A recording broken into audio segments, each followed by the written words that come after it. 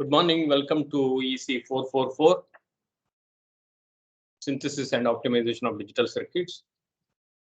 We were discussing about the different steps involved in CAD flow, and in the last class, we started with different methods of design, VLSI design, ASIC design, and we have seen the three major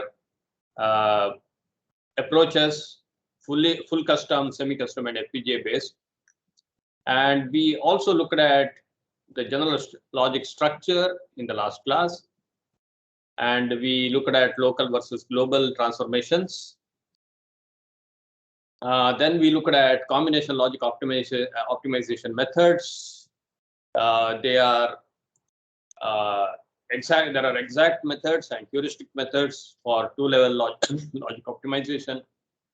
And for multi-level logic optimization, we have structural methods, functional methods, and again, functional methods based on BDD. Then we briefly looked at semi-custom design flow and standard cell methods, that is, semi-custom uses standard cells. So let us quickly go through standard cell based design approach. So a standard cell layout looks something like this. Okay. So the standard cells are arranged in rows. Okay. So you have, if this is the chip layout, you have pins on the periphery, and you have rows of standard cells in the middle of the design or in the middle of the layout. So you can see that these standard cells are pre-designed, pre-characterized cells of fixed height but variable width. IO pins are on top and bottom of each cell. That means you will have IO pins on the top and bottom, so that these connections can be taken from these pins from the standard cells, and then connect to the output of one cell can be connected to the input of another cell. Okay, so that is the arrangement. So what is a cell? Cell is a basic logic gate. It can be MUX, multiplexer, decoders, adder cells, flip-flops, latches, AND gates, OR gates, all kinds of gates that are available in library. Okay. Cell library has several instances of same logic function, but with different delay and power. Their sizes could be different. Even for a 2-input NAND gate, you may have different sizes, which are used to drive different loads. Obviously, they will have different delay and power parameters. VDD and ground rails run on the top and bottom of each cell, so that cells abut horizontally. You see, this is one cell, this is another cell. They are joined like this. Then what happens is the VDD. Okay, so this is the VDD line actually. That VDD line of one cell gets connected to the VDD line of another cell, which is abutted. This is abutted to the previous cell. So what happens is, if I connect a VDD at this point, then you will receive VDD all along this line up to this point. Okay, it is a connection from this point to this point. So if I supply voltage here, you will get that voltage up to this point. So all cells will get energized. And same is the case with the ground. If I connect ground at this point, okay, from here to ground, since all cells are connected in this fashion, the ground is also connected like this. Okay. Then there are also channel and feed throughs used for routing interconnect. You see, there are also, this is called a channel. Okay, this channel is used for connecting the different inputs and outputs. So that is done by the routing is done through the channel. Okay. There is also another cell called feed through cell. Okay, see, this is a connection. Output of this cell gets connected to the input of that is this pin. Okay. So sometimes what happens is, if you want to minimize the distance, you can, bring this connection through this feed through cell and up to this. Otherwise, you cannot route this link over the cell. Okay, so that is not permitted. But you can pass this interconnect through this horizontal row of standard cells using a feed through cell. So this is a feed through cell. So you can use these feed through cells for routing also. Yeah. So one of the things I would like to mention here is that this height of the standard cell is fixed. Okay, this is what we said. But in some cases, for example, D flip-flops and there are also cells which contains multiple flip-flops. Okay, dual flip-flop, quad flip-flop, and so on. Okay, that means in one cell you will have either one flip-flop or two flip-flops or four flip-flops. You may have many flip-flops. Okay, these flip-flops may have a different height. Generally, these flip-flops may have a height of twice the height of the normal standard cells. And so it will cover two rows. Okay. There are also flip-flops which are dual flip-flops, where there will be two flip-flops sharing the same clock. Or in some cases, there are flip-flops, four flip-flops in one cell, which are used, for some special purposes.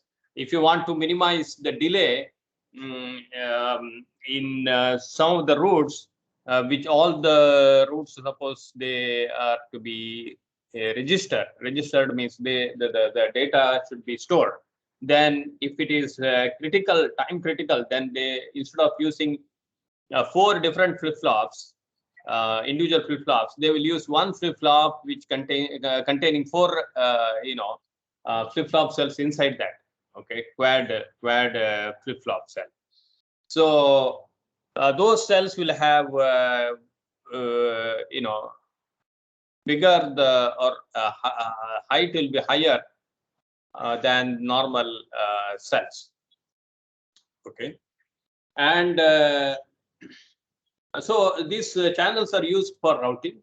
Now you can see that these rows of cells are somewhat arranged in equidistant fashion, but that is not necessary. You can actually allocate more space to the channel. Basically, this channel spacing is determined by the congestion. So if I have to route so many nuts through this channel, I have to increase the width of this channel. That is what is done. Depending on the congestion, you may choose to place the cells, or place the rows appropriately. You can give more spacing for the channel.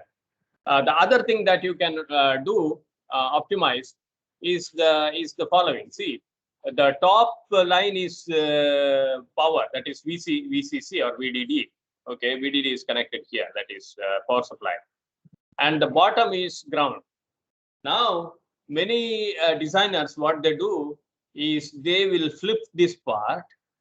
Okay, they will flip this part, and then this cell, so that the top becomes ground and bottom becomes horizontally flipping. So the top becomes ground and bottom becomes VDD, and then you push this closer to this.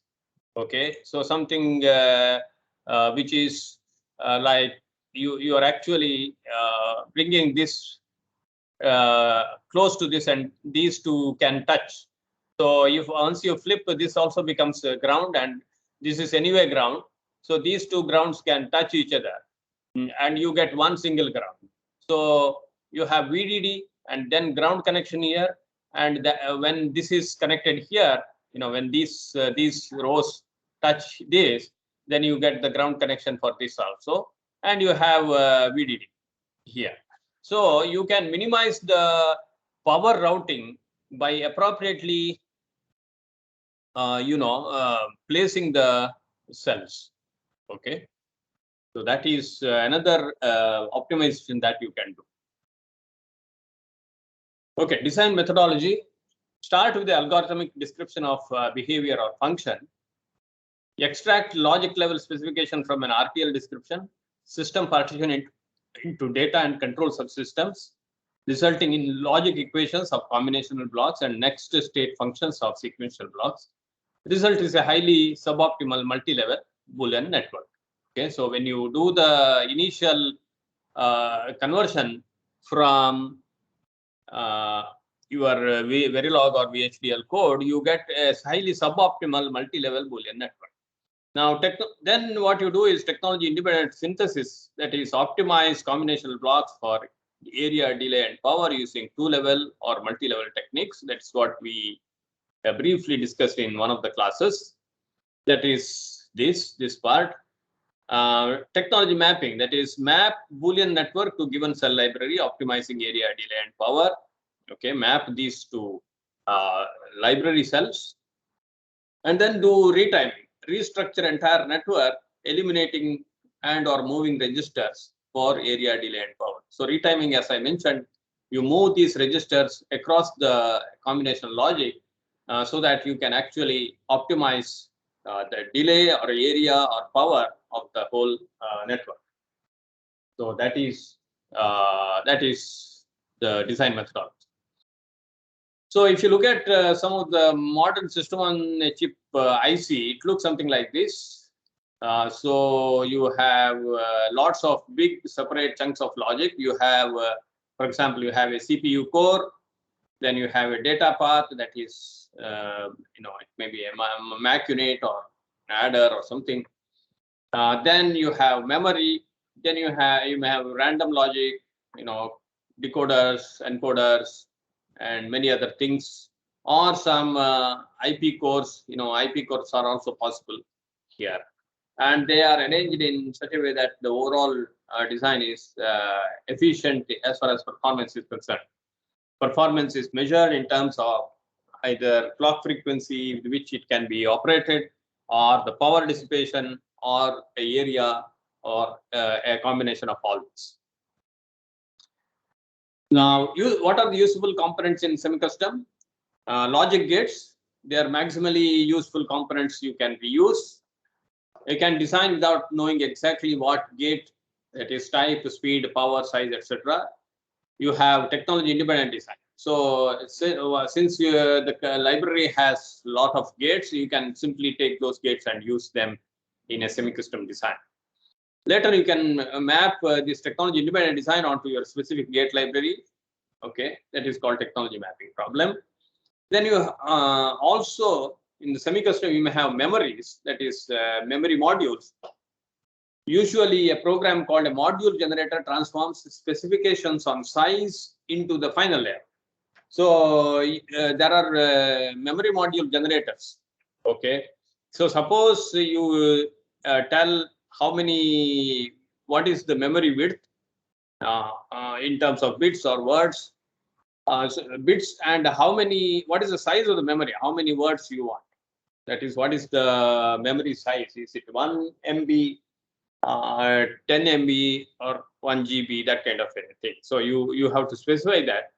And if you also specify the speed with which this memory module should work, then you can transform this code into actual layout. Okay, so that layout can come and sit here. Okay, so that is the memory, how you design memories. So this is doable in the current technology because there are these are very structured designs, and there are many memory module generators. Okay, most tools now use memory module generators. Then data paths, again fairly well structured. For example, adders, multipliers, etc. Often not designed entirely at gate level, since we need transistor sizing for best performance. So these adders, multipliers may be designed using full custom design, and you get a data path, a very efficient adder or a multiplier that can come and sit here. Okay, so that is the thing. Okay. So then again, a module generator can produce that. So you can also use a module generator to produce a adder of 8-bit adder, 16-bit adder, 64-bit adder, and so on. And you can generate those modules. And even the entire CPU is called cores can also be generated. Okay, if you have there are commercial suppliers for these cores. For example, ARM core, ARM company can give you a IP for ARM core of specific specifications. For a given specification, you can get that soft core and put it here as a part of your entire chip. Okay, so what is our focus? Gates as the central component of technology, very little focus on electrical stuff, but we will be focusing on algorithms, okay, of how to minimize area, delay, and power. What are gates good for? They are good for random logic, to realize random logic, or gates are used as glue logic. Techniques are great for controllers, so-called glue logic, bus interfaces, finite state machines, etc. What are the gates less good for? Data paths. For example, arithmetic, where you can usually do better by designing at the transistor level. That is, this can be done at custom. This is done by custom design. Okay. So if you look at semi-custom ASICs, the same thing looks something like this. Mostly made out of so-called standard cells. This is what it is. Usually arranged in rows on surface of the IC. We have seen just now standard cell representation of a given logic. And the memory could be a single block, and this data path could be again, rows of cells that we just saw in the previous one of the slides. Okay, so these are rows of standard cells which represent random logic or CPU core or data path and things like that. Example, semi-custom ASIC. This is one of the examples. Okay, it's relatively new. Possible to do everything as standard cells, but only thing is that it is less dense, less performance than custom design, but certainly possible. Indeed, may be desirable if you're concerned in designing something really quickly to get a product out. We can do really complicated stuff quickly. And the example is most chips are done like this. For example, Intel, many Intel cores or Intel chips, processor cores are done using standard cells. This is one example where you have a graphics processor. Then you have quad cores, 4 cores are there. Then there is a shared cache, L3 cache. Then you have system agent and memory controller for including display, display unit. Okay, controller for display, memory controller IO.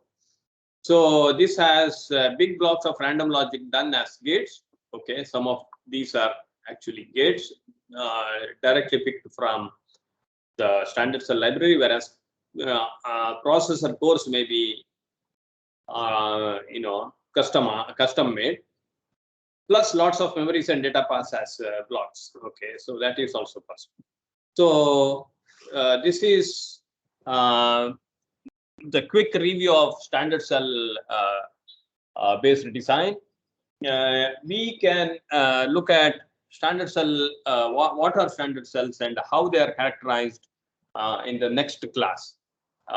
We will go deeper into how, what are the characteristics that we need to store in the computer for a standard cell when standard cells are used for designing chips. In other words, we will look at what is characterization means. Okay, what is characterization of a standard cell means, and how it is done in the next class. So if you have any questions for today's lecture, please go ahead. Sir, you mentioned that some standard cells can have a bigger size than others, right, sir? Yes. So if we try to include them in the row of the standard cells, we won't be able to, I mean, we'll have to allot extra space for the entire row to allot the bigger one. Okay, yeah, your question is good. See, what happens is, so suppose you have a D flip-flop which is double the height of this, okay? You can see this view graph, right? Slide. Yes, sir. Yeah, so what they do is, as I said, these two rows will be abutted again. That means you move this row and inverted and yes. Touch, flip this and make it touching here. Then you have this height, total height will be equal to will be same as the height of this D flip-flop. Okay, so you can place them as one this thing. Okay, no, sir, but even if you invert it, then for example, the power will be on the topmost as well as bottommost, and ground will be in the middle. Correct. So that needs to be rerouted. No. Actually, for such things, you may have a different structure, because this is a very basic view, but in but in actual case, there will be some changes for this double size, that is bigger gates, standard cells. They may give the VDD and ground at a different place. That is possible, of course, at the top and bottom, and also there is a possibility of giving the ground line at the middle, ground or VDD line at the middle. Okay. But mostly it is on the edges.